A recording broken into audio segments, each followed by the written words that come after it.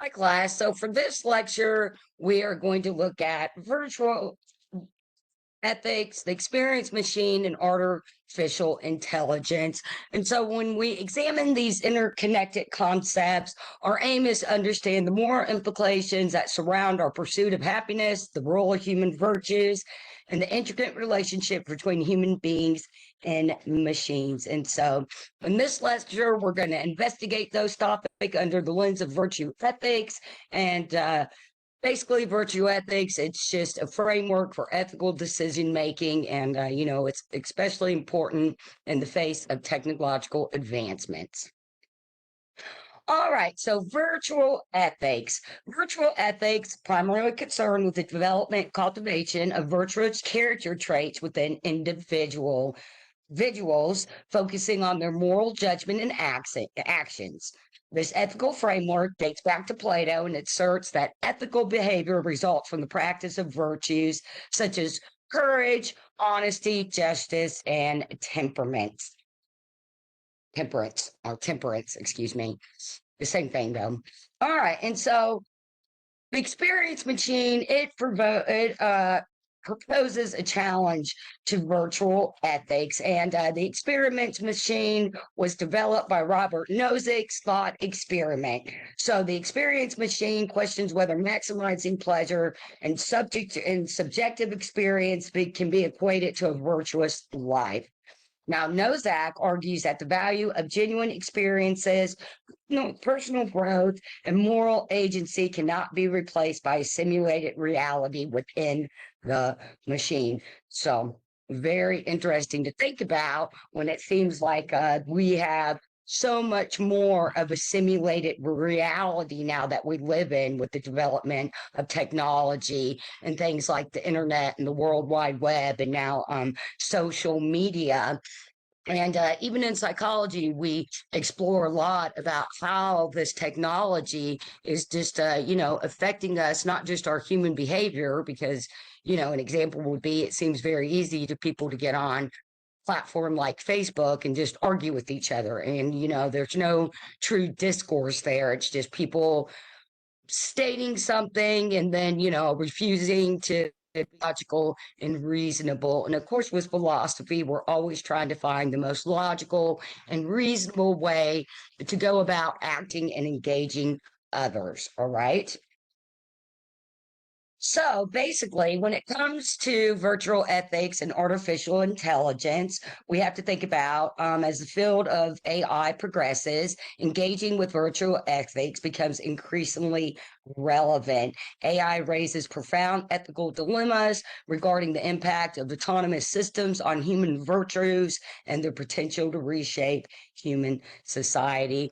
And I think really what that comes down to is the way that we are using this AI in our life. And, unfortunately, there's always going to be some type of nefarious element to anything we do because that's part of the spectrum of human behavior, of our human personalities, right? There are very beautiful things about being human and having things like culture, AI, technology, and at the same time, there are some really just grotesque things that make us human too, right? So, all right, so we flourish in the AI era. And so when we pursue virtual ethics in the age of AI, it ensures that humans flourishing remains at the core of technological advancement. So, how do we find the greatest happiness in life? And how do we do that for the greater good of everybody, right?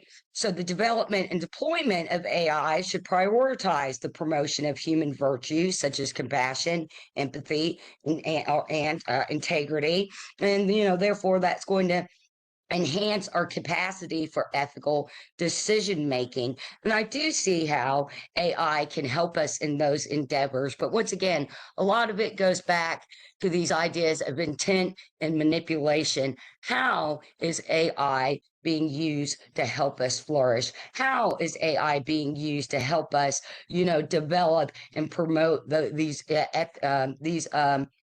ethical virtues, compassion, empathy, integrity, right? And so we can develop ethical machines. So, developing virtuous AI requires embedding ethical principles into the design and programming of intelligent machines.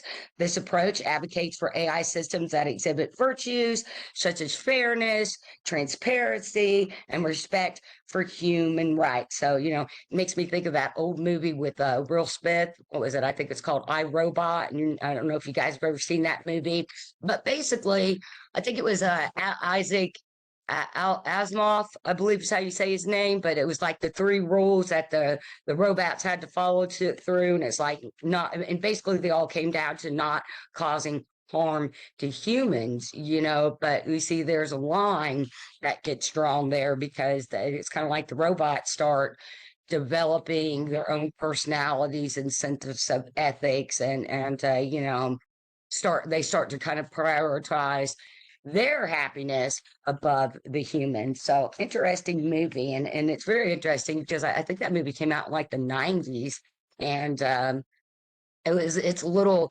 foreshadowing of kind of the things that we've lived through since then. Interesting. And so basically with virtuous AI, we're it serves as a complement to human virtues, and it's going to enhance our ethical contact rather than replace it. So of course that is going to directly relate to our decision making, and I thought that was picture was cool of those I can't remember what they call them, but I'm like they're like robot dogs, and they use those as like tanks, kind of, so like in combat zones and in terrains where it's hard to get across, they use those robot looking animals there to do different stuff like that. And so that definitely has us looking at intentions, consequences, biases, and discrimination, right? So incorporating virtue ethics into AI development, that requires evaluating the intentions and consequences of technological applications. There are the questions about the impact this is going to have on human virtues, societal well-being, and moral agency. We have to carefully consider that. I can think of something like back during the Iraq War when they came up with those new like scatter bombs to wipe out the Taliban. It's like it seems like a good idea, but from that ethical and moral standpoint, we just you can't say that. Even during that time I lived in Alabama, and so just the whole rhetoric was that everybody Muslim, everybody that was from the Middle East, they're all evil, they're all bad. It's just this new type of bias and discrimination and kind of racial profiling that we saw here in the United States up until, the civil rights movement started changing things. And sadly, we still have a lot of racial profiling in our society. So that makes it even more important that we are considering, why we want to keep advancing artificial intelligence. And, if it's going to be a utilitarian thing that's going to just blindly target, groups that they're going to consider the out group just because we don't like something within the subset of it or something to that nature. And so then that's where bias and discrimination comes into play. And so, when we look at these, we have to address these biases and discriminatory tendency and AI systems, and within the purview of virtual element ethics. So designers, programmers, they should actively ensure that AI, artificial intelligence technologies, are not perpetuating existing prejudice or reinforcing unethical behavior. And so that's what I'm saying. So great, they came up with those scatter bombs, but you got to think of, the truly innocent people that had nothing to do with it, that as a result, were kind of like the being a father of some of those types of decisions and actions when, in the use of that AI. And so we've got to align artificial intelligence with virtues such as fairness and justice so that we can have AI contribute to more equitable society. All right, guys. And so that wraps up our lecture on virtual ethics today. I hope this helps explain this a little bit more for you guys. And like I said, those crash course videos with the Green Brothers on YouTube, they're really good about breaking all this stuff down too. So in conclusion, virtual ethics provides a valuable lens through which to analyze the challenges and implications of technological advancement, particularly in the context of artificial intelligence. By emphasizing the cultivation of virtue character traits in individuals, incorporating ethical principles into artificial intelligence designs, and amplifying human virtues through technology, we can pave the way for a future where virtues and artificial intelligence coexist harmoniously. All right, guys, and there are my references. So you guys notice that I always have at least one citation per slide. That's a good rule of thumb when it comes to supporting our work. And then when you're writing, a good rule of thumb is to always have one citation per paragraph. So everybody is doing a great job in class. You guys are just doing great. I appreciate all of you. Keep it up we just got 10 more weeks left. Keep it up, guys. And remember, if you need anything, please do not hesitate to reach out to me. All right. Thanks, guys. Bye.